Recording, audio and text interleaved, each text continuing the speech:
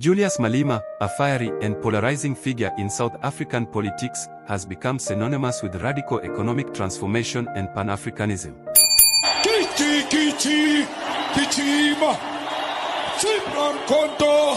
Alliance, shoot to kill, Yamaza, kill the poor, the farmer, kill the poor, the farmer, brr, pa, brr, pa. Attention. Born on March 3, 1981, in Seshego, Limpopo, Malema rose to prominence as a youth leader in the African National Congress, the ANC, before founding the Economic Freedom Fighters, EFF, in 2013. His journey is one of controversy, charisma, and an unyielding commitment to African unity and liberation. I'm that type of a leader. My problem in South African politics is that I'm not a pushover. No one can push me around. Not white monopoly capital, not a white person, not so much powerful leader can push me around. And I'm hated for that. That no one can push me over. That such someone from a poor background, so poor family and so poor everything, who is he to think he can defy us? But that's me and that's my nature. I don't care. I stick to principle. No one can push me over. Not in a marriage, not in my family, not in politics, not in the social circle. I'm no pushover. I'm not a pushover. And I'm not going to allow. Malema's political ideology is deeply rooted in Pan-Africanism, a movement that seeks to unify African nations and people of African descent worldwide. For Malema, Pan-Africanism is not just a political philosophy but a call to action, the demand for economic independence, cultural pride, and the dismantling of neocolonial structures that continue to exploit the continent.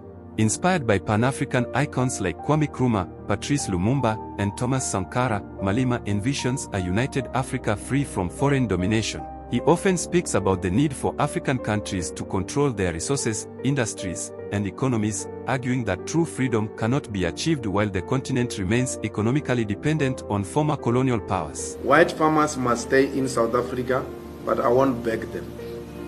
I won't be on my knees begging white farmers to stay in South Africa.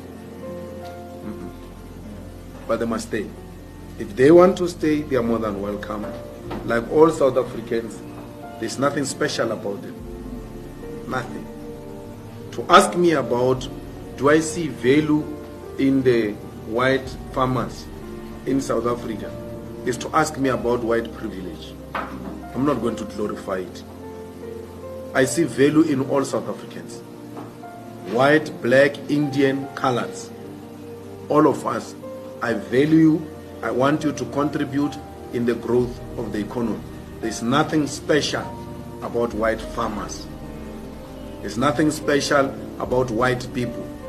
The sooner we do that, away with that mentality, the better.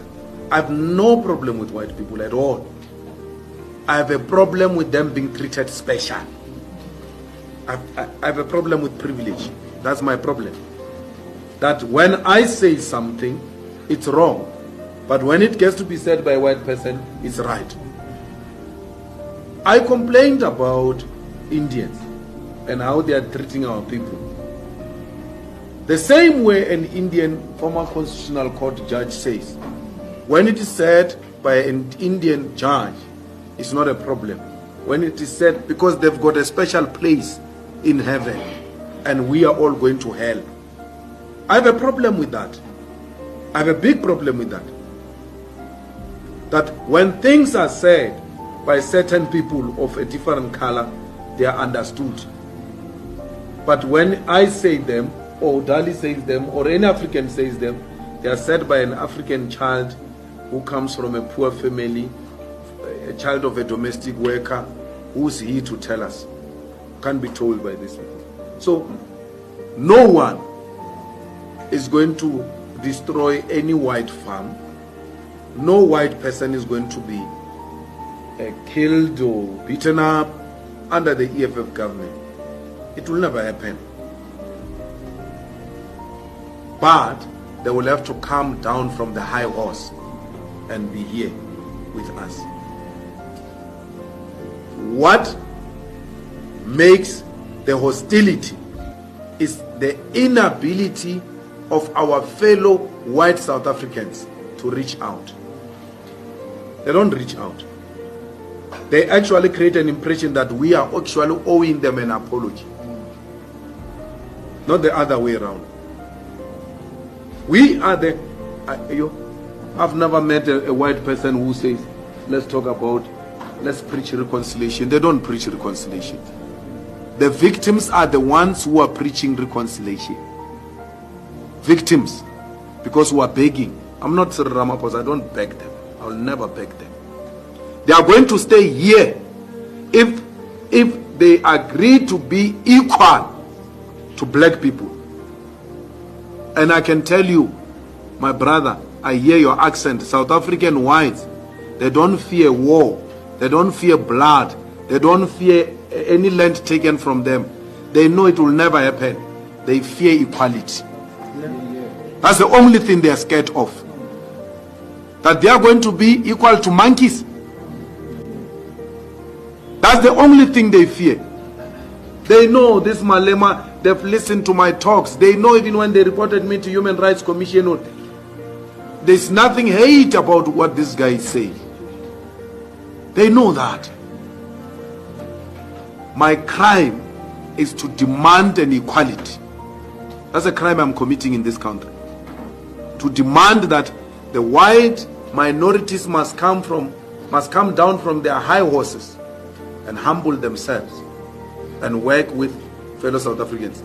These Africans have got no problem with whites. Actually, they love them too much.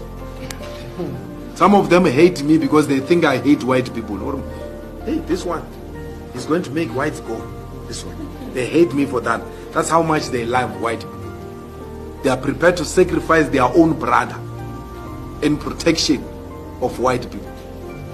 That's how much they love. They have no problem with it. It is white people who have a problem with Africans. They do not see themselves being at the same level with Africans. And it's not only the white farmers, it's not the white managers in the newsrooms, it's not the white editors only. Go to the Supreme Court of Appeal in the judiciary. I sit in the JSC there. How the white judges in the Supreme Court of Appeal look down at their colleagues at the highest level of educated whites.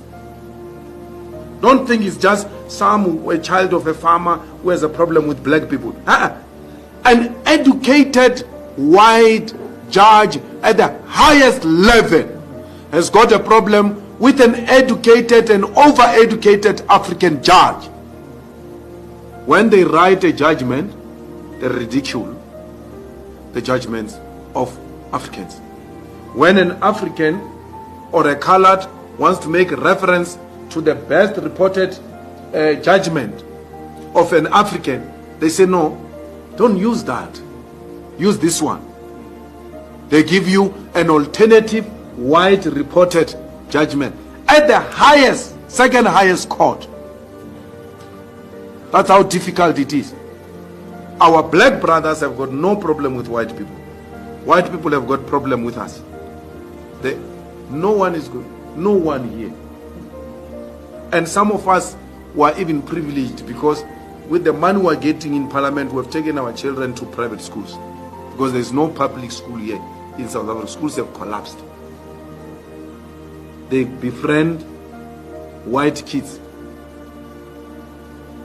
They bring them there in our houses.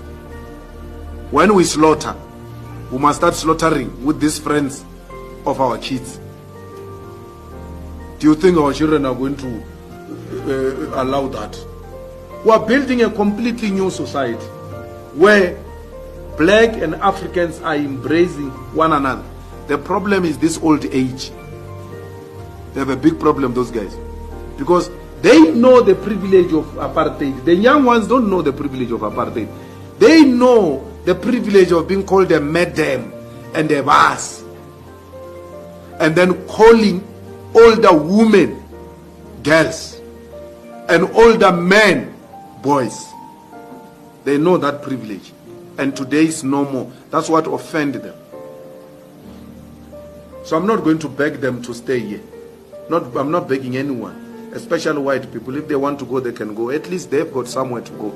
We don't have anywhere to go if things don't go right. We've got only here to go. So any white that says I'm going, you must know their loyalty is not with us because they've got 2 passports. They are not South Africans. They are half South African, half British. They can go. They must live quietly. Restart.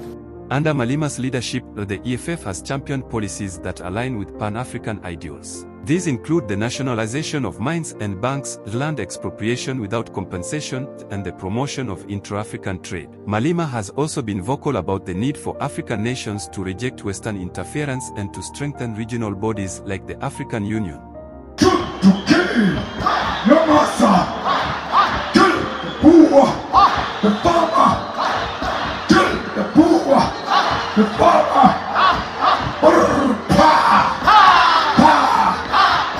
Malema's Pan-Africanism extends beyond South Africa's borders.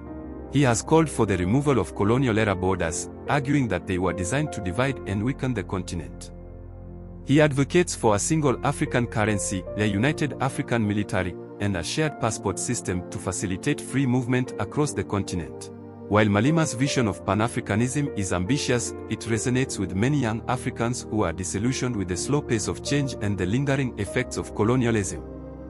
His message of unity, self-reliance, and economic empowerment has made him a symbol of hope for some and a source of concern for others. Critics, however, argue that Malema's rhetoric is divisive and that his policies are unrealistic. They point to his controversial statements and confrontational style as evidence of a leader more interested in populism than practical solutions. Yet, even his detractors cannot deny the impact he has had on shaping the political discourse in South Africa and beyond.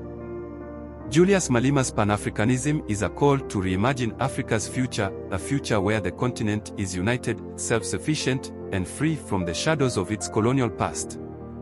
Whether seen as a revolutionary or a radical, Malema's influence on African politics is undeniable, and his vision continues to inspire debate and action across the continent.